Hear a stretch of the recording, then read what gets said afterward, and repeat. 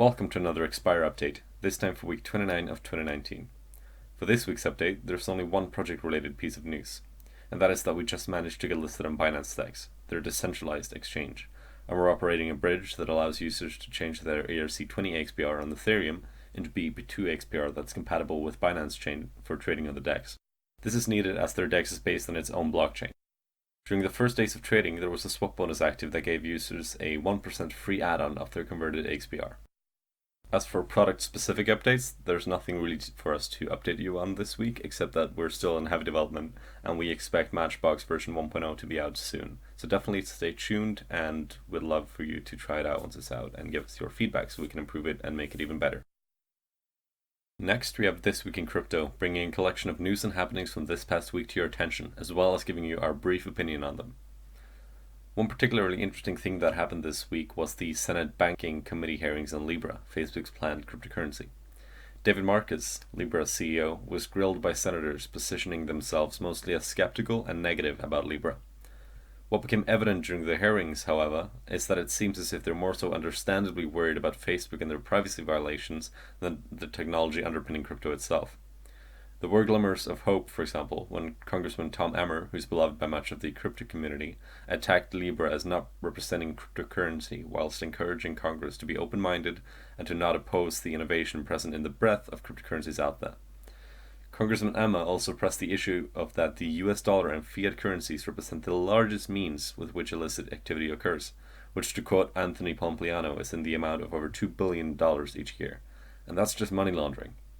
There were other notable individuals who testified before the committee, including the Treasury Secretary, who vehemently opposed crypto and Libra, and Melton Demers, who represented the cryptocurrency community with a positive stance on crypto.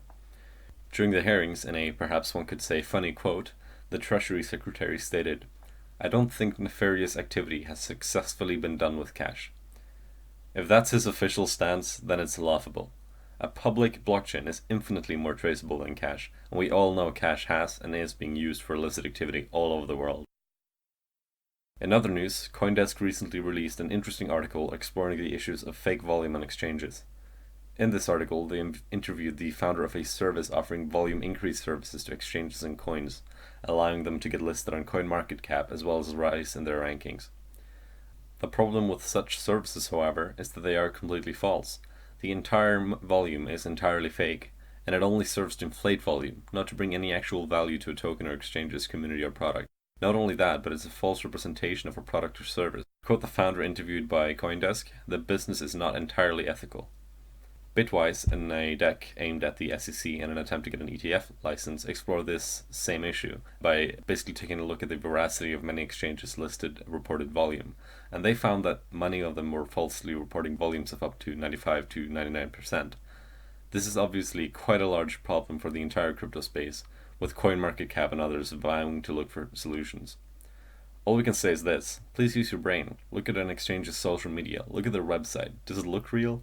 Does their community seem real? Be critical and don't give your money to someone that you wouldn't trust it with.